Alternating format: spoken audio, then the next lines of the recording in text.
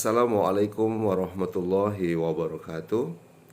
Innal hamdalillah nahmaduhu wa nasta'inuhu wa nastaghfiruh wa na'udzubillahi min syururi anfusina wa min sayyiati a'malina. May yahdihillahu fala mudhillalah wa may yudlil fala hadiyalah. Asyhadu an la ilaha illallah wahdahu la syarikalah wa asyhadu anna Muhammadan abduhu wa rasuluh. Allahumma shalli ala Muhammad wa ala ali Muhammad. Sahabat-sahabat dermawan dimanapun berada, kembali tentu kita bersyukur atas nikmat umur yang masih saja Allah berikan hingga hari ini. Kita telah melewati beberapa hari di bulan suci Ramadan.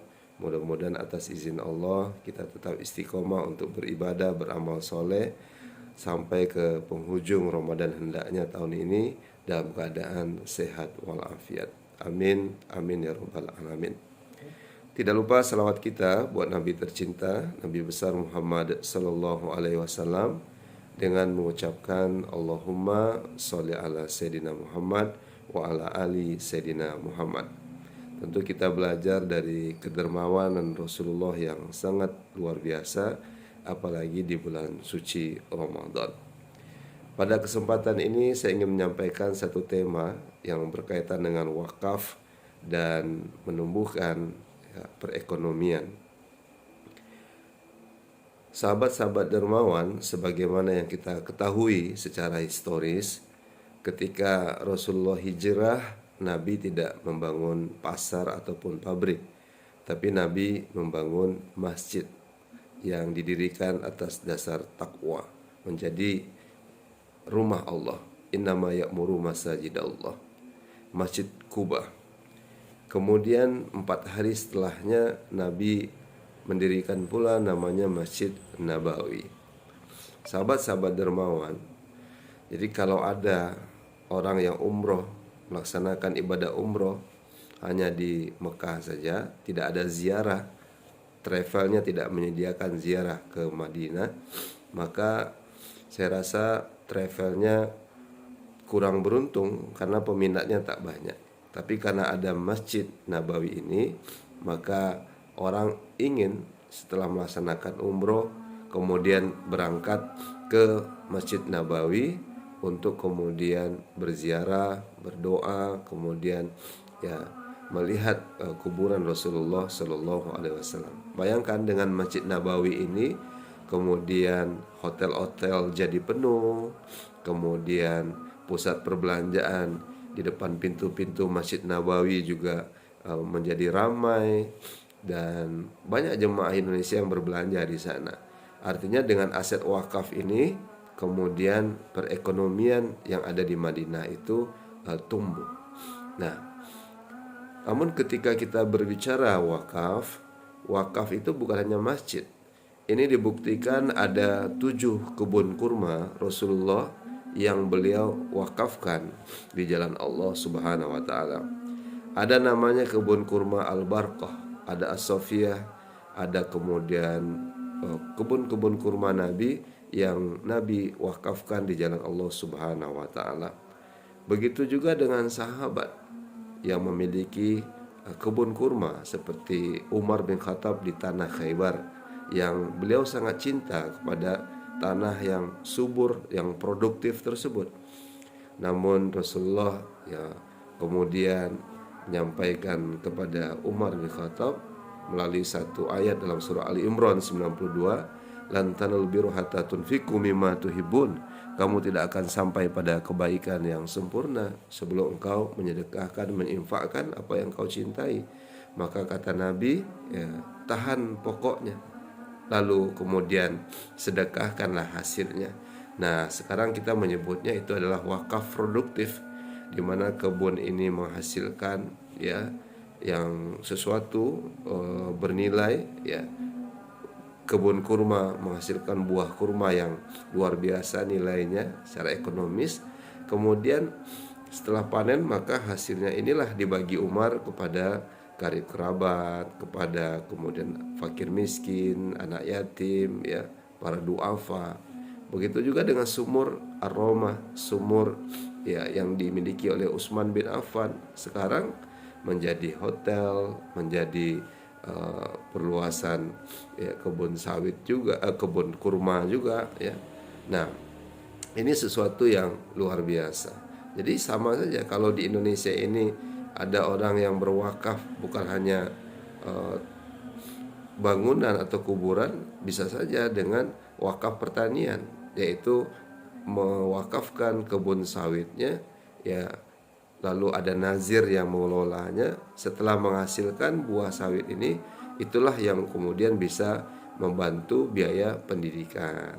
Nah, seperti di Gontor Darussalam itu menerima sawah wakaf dari orang-orang muslimin yang luar biasa ya, kedermawanan mereka, lalu mereka mewakafkan sawah mereka, diterima oleh pihak Gontor, maka sawah ini menghasilkan padi, padinya kemudian dijual. Nah, inilah yang sebagian menutupi biaya operasional daripada pesantren tersebut.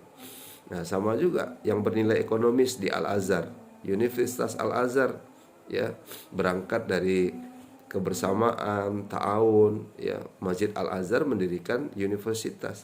Sama dengan di Maroko, kotanya di Fes, Al-Qawariyun ya, mereka membuat universitas. Itu luar biasa. Jadi kalau kampus membuat masjid itu sudah biasa. Tapi kalau masjid membuat kampus atau universitas itu luar biasa. Kenapa? Karena wakaf itu menjadi mesin uang. Sekali lagi, wakaf itu menjadi mesin uang sehingga dia bisa untuk menutupi ya jaminan sosial ini, diantaranya pendidikan dan kesehatan. Nah, kesehatan sendiri itu luar biasa. Ada di Johor ya, itu ada An-Nur namanya. Jadi yayasan ini membeli saham yang ketika dividen mereka berniat untungnya bukan buat pengurus, tapi mendirikan klinik cuci darah gratis untuk masyarakat. Nah, ini kan sesuatu yang luar biasa. Jadi wakaf itu betul-betul bernilai ekonomis. Nah, kita mudah-mudahan melalui Dewan Masjid Indonesia ya, kemudian terciptanya nazir-nazir yang berkompeten di masjid-masjid menerima wakaf para muslimin, kemudian memberdayakan wakaf ini. Jadi bukan hanya tanah, bangunan, kuburan, atau benda-benda yang tidak bergerak, tapi nazir-nazir melalui Dewan Masjid Indonesia bisa menerima wakaf melalui uang ya. Lalu wakaf uang boleh jadi landingnya ke BMT DMI, lalu DMI lah yang mengembangkan ya aset wakaf ini. Yang penting pokoknya tidak boleh berkurang. Kalau berkurang memang nanti BMT bertanggung jawab. Tapi dana wakaf yang masuk misalnya dari masjid ya binaan DMI 100 juta, maka yang 100 juta ini dilandingkan pada UMKM asalkan mereka bertanggung jawab. Nah, setelah dapat untungnya, pokoknya ditahan, untungnya itulah untuk mauquf alaih yang kemudian dibagi-bagikan ke masyarakat yang membutuhkan pendidikan, kesehatan, berarti juga memberikan akses permodalan pada UMKM. Dan dari untungnya juga kembali bisa memberikan modal kepada orang-orang yang tidak memiliki modal atau yang terjerat dengan rentenir, sehingga bisa membebaskan saudara-saudara kita dari jeratan riba ini. Itulah wakaf menjadi mesin uang. Nah, saya berharap mudah-mudahan melalui Dewan Masjid Indonesia sama-sama kita syiarkan, gerakkan, bersinergi, bermuawanah, kita bangun ekosistem kolaborasi untuk kemudian terus menyiarkan wakaf ini ya. Mudah-mudahan potensi masjid, potensi umat, dan saya yakin wakaf ini jauh lebih besar dari APBN kita sendiri, asalkan nanti dikelola dengan baik oleh nazir-nazir yang berkompeten, sehingga kemudian menghasilkan sesuatu yang luar biasa, bisa properti, bisa perkebunan, bisa peternakan ya, kemudian lembaga-lembaga keuangan, bahkan ada link suku ya. Kalau kita lihat di Zamzam Tower itu kan sesuatu yang luar biasa berkembangnya wakaf ya, termasuk di Singapura ada masjid yang memiliki pusat perbelanjaan, mall. Nah, kemudian itulah yang kemudian membantu operasional masjid itu. Nah, sahabat-sahabat dermawan, mudah-mudahan kita bisa diberikan kesempatan berwakaf sebelum kita wafat. Karena Rasulullah bersabda, "Iza matal insan in qata'an amaluhu ila min salasin, shadaqatin jariyah au ilmin yantafa'u aw waladin sholihin yad'u lahu. Jika manusia meninggal dunia, terputus amalannya kecuali 3. Justru yang pertama adalah sedekah jariah yang bernilai ekonomis. Kenapa? Karena pokoknya tidak boleh habis, tapi hasilnya baru dimanfaatkan. Maka orang yang bersedekah jariah itu usianya boleh berakhir, tapi pahalanya tetap mengalir. Maka ada orang yang berwakaf melalui uang 20.000 bisa, 50.000 bisa. Mudah-mudahan DMI juga menjadi nazir wakaf uang yang menerima wakaf melalui uang ini. Kemudian DMI membuat sesuatu yang luar biasa bernilai, kita bersama-sama. Nah, sehingga saudara-saudara kita walaupun tidak punya tanah, bangunan, ya tidak mesti menjadi kuburan atau madrasah atau masjid, tapi kemudian bisa dimanfaatkan, menghasilkan, maka pahalanya terus mengalir. Di samping doa anak yang soleh, kemudian ilmu yang bermanfaat, ya. Nah, saya ulangi, sedekah jariah, ilmu yang bermanfaat, doa anak yang soleh.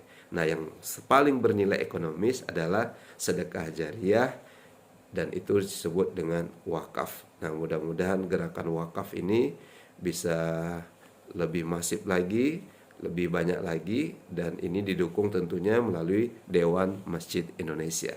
Karena waktu zuhur telah masuk, demikian kajian online bersama saya, Abi Yudi.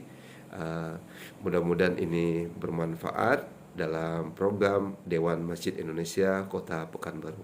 Mari kita berwakaf sebelum kita wafat, dan semoga pahalanya terus mengalir buat kita dan bermanfaat bagi kita yang akan meninggalkan dunia ini, dan bermanfaat pula bagi orang yang kita tinggalkan melalui wakaf ini. Semoga kesempatan itu masih Allah berikan buat kita berwakaf sebelum kita wafat. Bukan persoalan mampu, tapi yang paling penting kita mau dulu. Karena wakaf berbeda dengan zakat, tidak ada nisabnya, tidak ada haulnya, semua orang bisa berwakaf. Banyak maaf, akhwa minkum, hadanallahu wa iyyakum ajma'in. Subhanakallahumma wa bihamdika, asyhadu an la ilaha illa anta, astaghfiruka wa atubu ilaik. Assalamualaikum warahmatullahi wabarakatuh.